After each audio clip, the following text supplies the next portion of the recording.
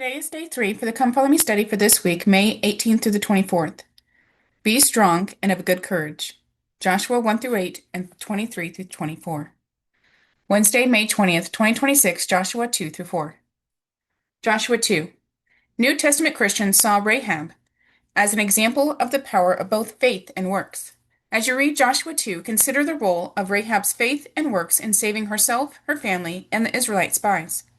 What does this teach you about how your faith in Christ and your works can influence yourself and others?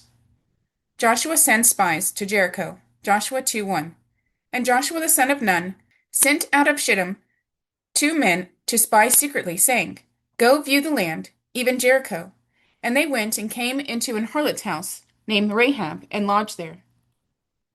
In the narrative of these transactions, Rahab is called Zonah, which our own after the ancient versions renders harlot. The Jewish writers, however, being unwilling to entertain the idea of their ancestors being involved in a disreputable association at the commencement of their great undertaking, chose to interpret the word hostess, one who keeps a public house, as if from the Hebrew word meaning to nourish. Christian interpreters also are inclined to adopt this interpretation for the sake of the character of the woman of whom the apostle speaks well, and who would appear from Matthew 1:4 to have become, by subsequent marriage, with Salmon, Prince of Judah, and ancestress of Jesus. But we must be content to take facts as they stand, and not strain them to meet difficulties.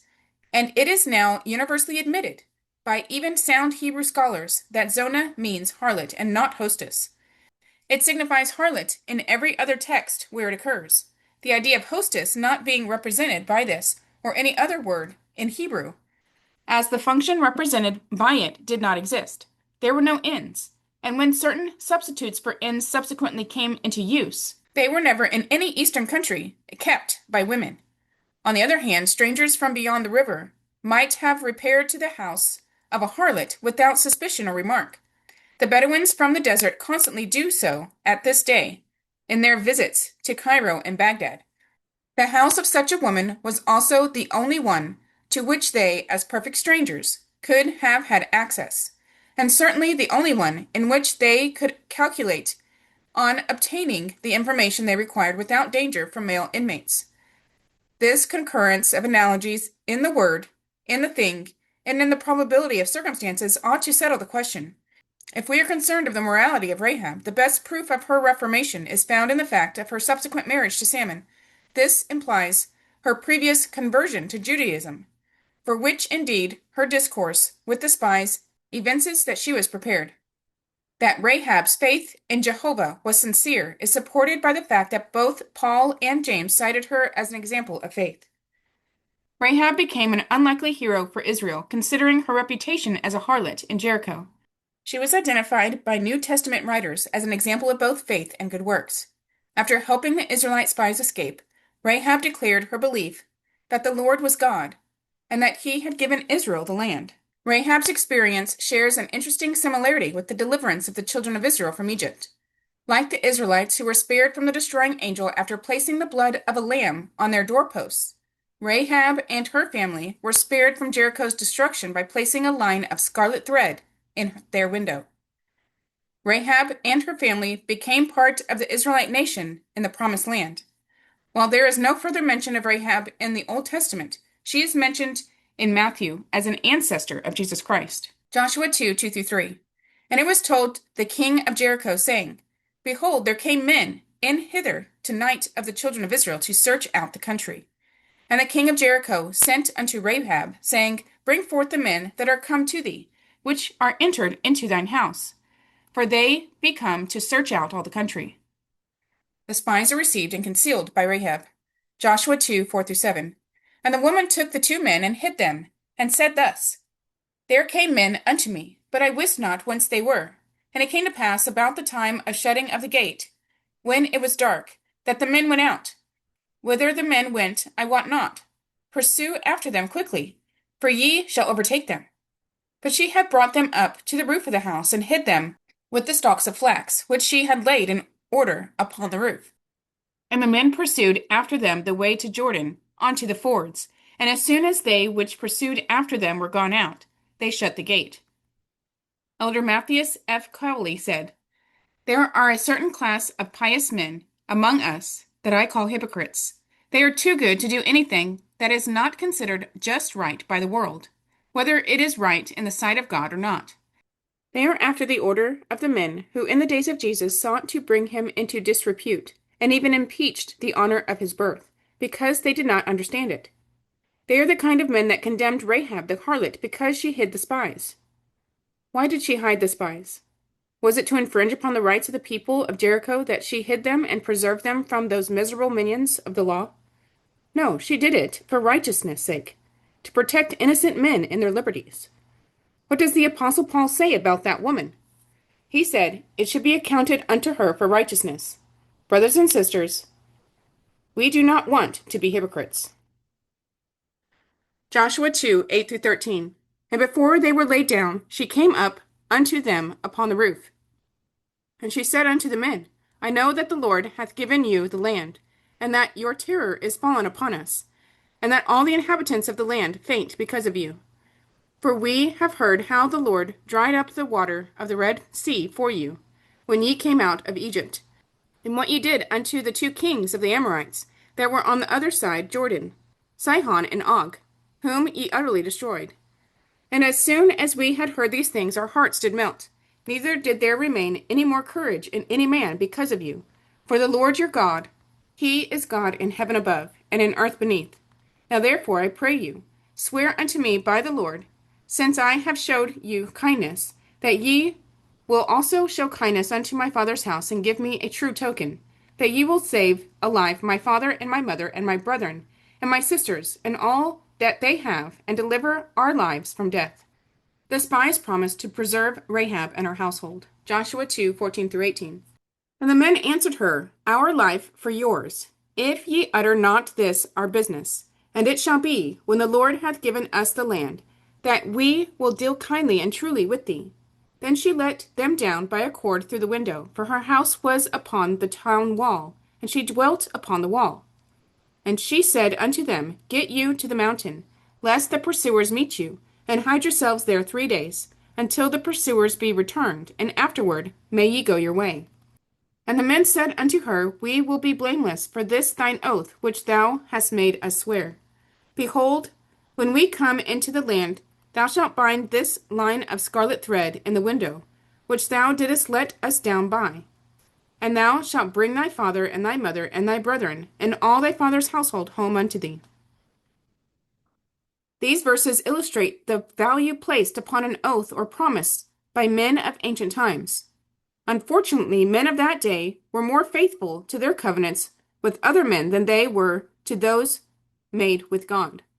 A token was agreed upon as proof of their intention to protect Rahab and her family from destruction, in return for her assistance. Rahab was to place a line of scarlet thread in the window of her house. This thread would serve as a reminder to attacking Israel that Rahab and all within her house were to be spared from destruction. Joshua 2, 19 through 24. And it shall be that whosoever shall go out of the doors of thy house into the street, his blood shall be upon his head, and we will be guiltless. And whosoever shall be with thee in the house, his blood shall be on our head, if any hand be upon him. And if thou utter this our business, then we will quit of thine oath which thou hast made us to swear. And she said, According unto your words, so be it. And she sent them away, and they departed. And she bound the scarlet line in the window. And they went and came unto the mountain, and abode there 3 days, until the pursuers were returned. And the pursuers sought them throughout all the way, but found them not. So the 2 men returned, and descended from the mountain, and passed over, and came to Joshua the son of Nun, and told him all things that befell them. And they said unto Joshua, Truly the Lord hath delivered into our hands all the land, for even all the inhabitants of the country do faint because of us. Joshua 3. President Spencer W. Kimball said, Israel was ready to cross into the promised land, the productivity and beauty of which could probably be seen from the higher hills. But how to get there? There was no bridges, nor ferries across the flooding Jordan, too deep for crossing in ordinary times. It was now at the time of harvest impossible to ford. A great prophet, Joshua, received the mind of the Lord and commanded, and another miracle was born of faith. The elements find control through faith. The wind, the clouds, the heavens obey the voice of faith. If you would discount these miracles of the Old Testament, how can you accept the New Testament? Joshua leads Israel to the Jordan. Joshua 3, 1 through 5. And Joshua arose early in the morning, and they removed from Shittim, and came to Jordan, he and all the children of Israel, and lodged there before they passed over. And it came to pass, after 3 days, that the officers went through the host, and they commanded the people, saying, When we see the ark of the covenant of the Lord your God, and the priests, the Levites, bearing it, then ye shall remove from your place, and go after it. Yet there shall be a space between you and it, about 2,000 cubits by measure. Come not near unto it, that ye may know the way by which ye must go, for ye have not passed this way heretofore. And Joshua said unto the people, Sanctify yourselves, for tomorrow the Lord will do wonders among you. Why do you think the Israelites needed to sanctify themselves before they crossed the Jordan River? Joshua 3, 6 through 7. And Joshua spake unto the priests, saying, Take up the ark of the covenant, and pass over before the people. And they took up the ark of the covenant, and went before the people. And the Lord said unto Joshua, This day will I begin to magnify thee in the sight of all Israel, that they may know that, as I was with Moses, so I will be with thee. As Moses was magnified by the Lord in the eyes of Israel when God parted the Red Sea, so Joshua was magnified in the same way through the parting of the Jordan River. In both instances, Israel passed through the water into a newness of life. This passage may have been what Paul had in mind when he spoke of Israel's baptism in the cloud and in the sea. In each instance, the passage represented a new covenant agreement. Israel passed over the Jordan River on the first day of the Passover. Joshua 3, 8 through 13. And thou shalt command the priests that bear the ark of the covenant, saying, When ye are come to the brink of the water of Jordan, ye shall stand still in Jordan. And Joshua said unto the children of Israel, Come hither, and hear the words of the Lord your God. And Joshua said, Hereby ye shall know that the living God is among you, and that he will without fail drive out from before you the Canaanites, and the Hittites, and the Hivites, and the Perizzites, and the Girgashites, and the Amorites, and the Jebusites. Behold, the ark of the covenant of the Lord of all the earth passeth over before you into Jordan. Now therefore take you 12 men out of the tribe of Israel, out of every tribe of man.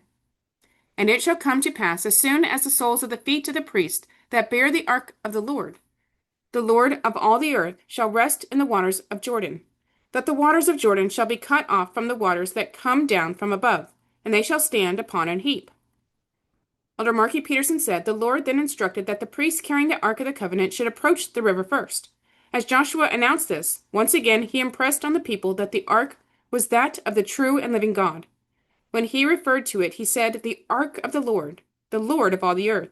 He was determined not to allow them to forget the command received on Sinai, Thou shalt have no other gods before me. When they forgot the law, they worshipped idols. They were that fickle. It is dreadful to think of the strong attraction that idolatry really held. We hesitate to place ancient Israel among the idolatrous, but the idolatry of that day did attract many, primarily because it was a sensual religion, inviting licentious practices. People with those wicked inclinations could be persuaded very easily to go after the attraction of the flesh, and to them the practices of the Canaanites may have been very enticing. The Lord cuts off the water of the Jordan. It stands up as a heap, and Israel passes over on dry ground. Joshua 3, 14 through 16. And it came to pass, when the people removed from their tents to pass over Jordan, and the priests bearing the ark of the covenant before the people, and as they that bear the ark were come unto Jordan, and the feet of the priests that bear the ark were dipped in the brim of the water, for Jordan overfloweth all his banks all the time of the harvest, that the waters which came down from above stood and rose up upon an heap, very far from the city Adam that is beside Zartan, and those that came down toward the sea of the plain, even the salt sea, failed, and were cut off, and the people passed over right against Jericho. Note that the river parted only after the feet of the priests were dipped in the brim of the water. Why is that significant? Elder David A. Bednar taught, interestingly, the waters did not part as the children of Israel stood on the banks of the river, waiting for something to happen. Rather, the soles of their feet were wet before the water parted. The faith of the Israelites was manifested in the fact that they walked into the water before it parted. Taking action is the exercise of faith. The children of Israel are carrying the Ark of the Covenant.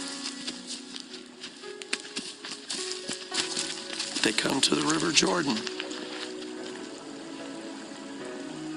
The promise is they will cross over on dry land. When does the water part? When their feet are wet. They walk into the river, act, power follows.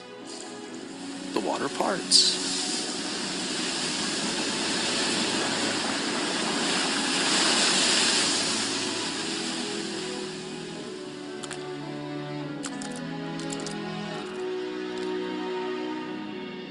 We oftentimes believe, okay, I'm going to have this perfect understanding, and then I'm going to transform that into what I do. I would suggest that we have enough to get started. We have a sense of the right direction. Faith is a principle, the principle of action and of power. True faith is focused in and on the Lord Jesus Christ and always leads to action.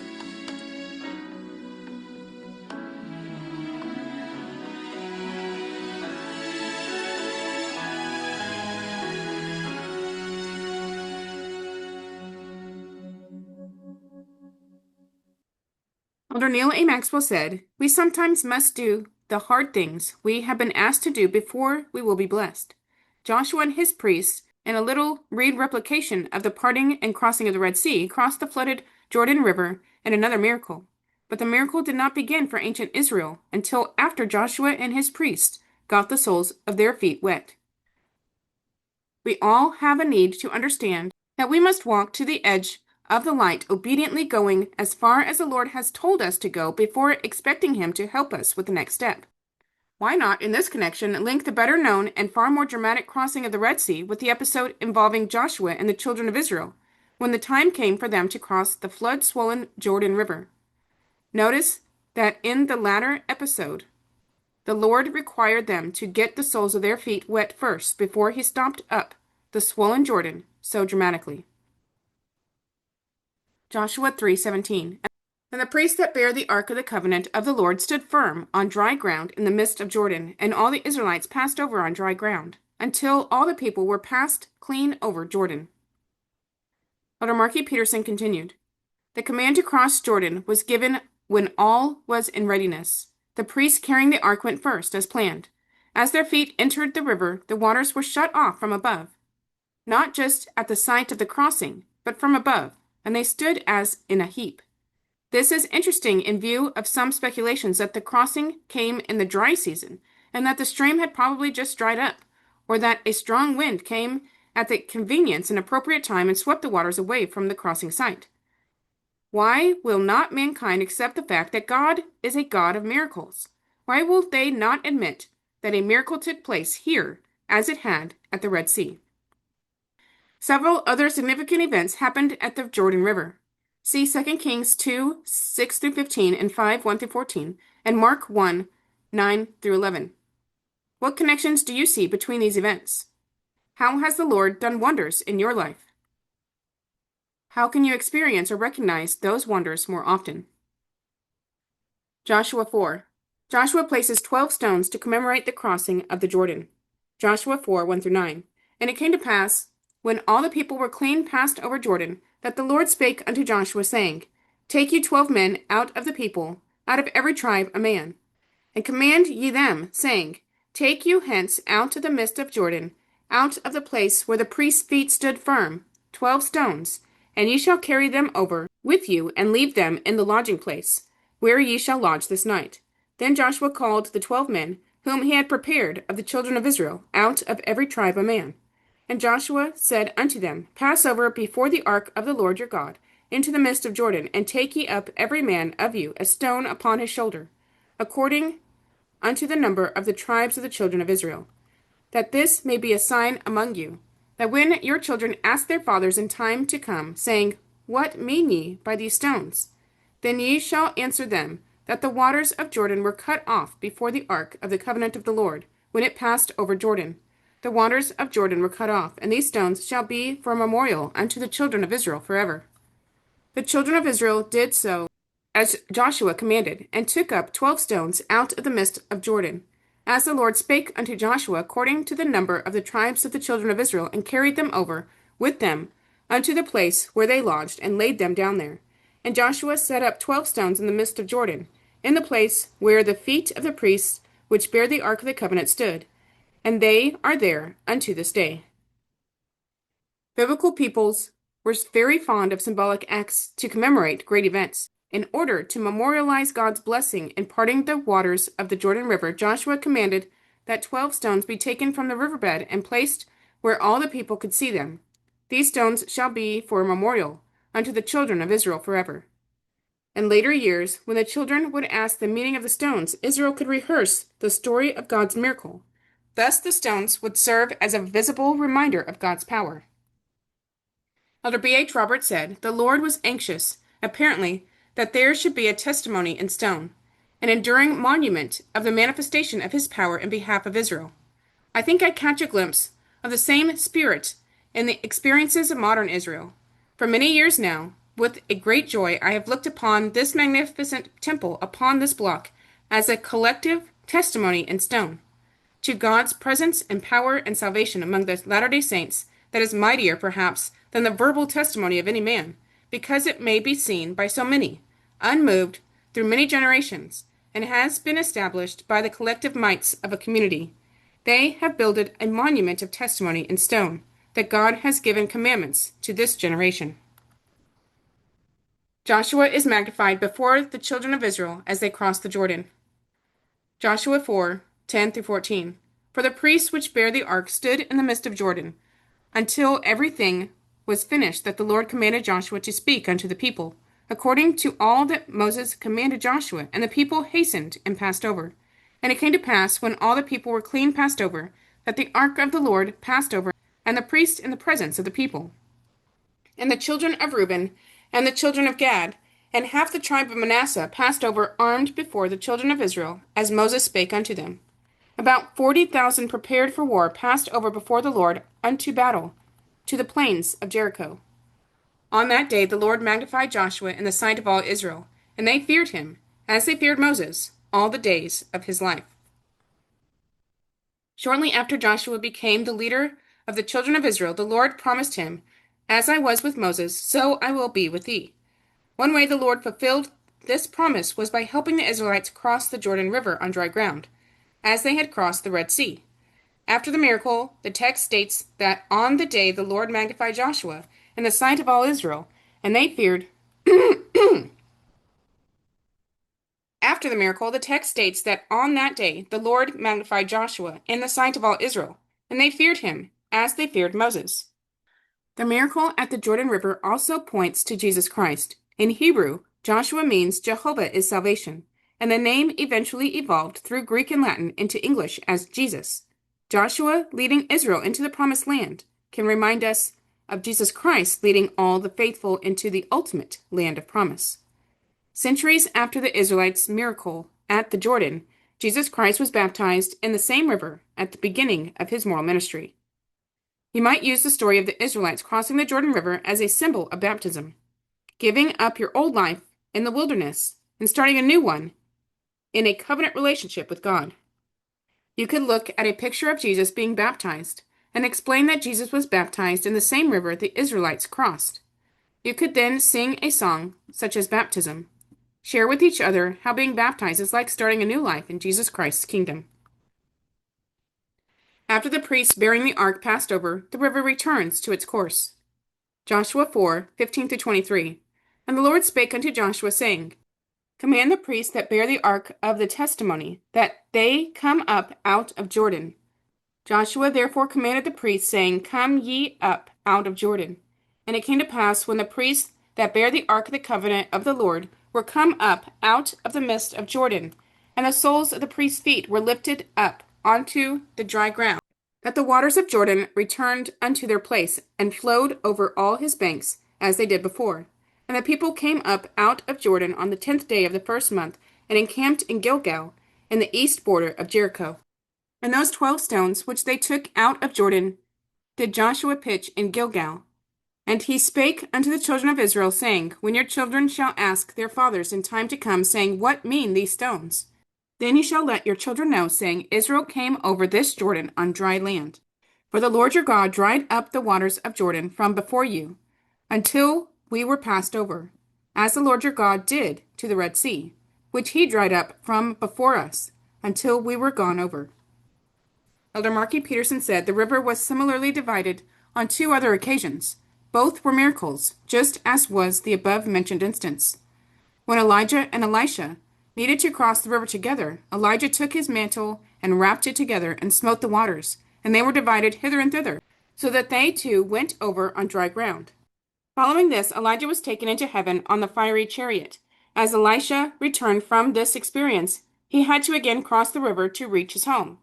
And he took the mantle of Elijah that fell from him, and smote the waters, and said, Where is the Lord God of Elijah? And when he also had smitten the waters, they parted hither and thither, and Elisha went over. Under no circumstance would critics say that in these instances some convenient wind came along and blew the stream bed dry, or that the 2 prophets walked across during a severe drought period when the stream bed was dry. These were miracles. Why not admit it? Joshua 4:24. That all the people of the earth might know the hand of the Lord, that it is mighty, that ye might fear the Lord your God forever.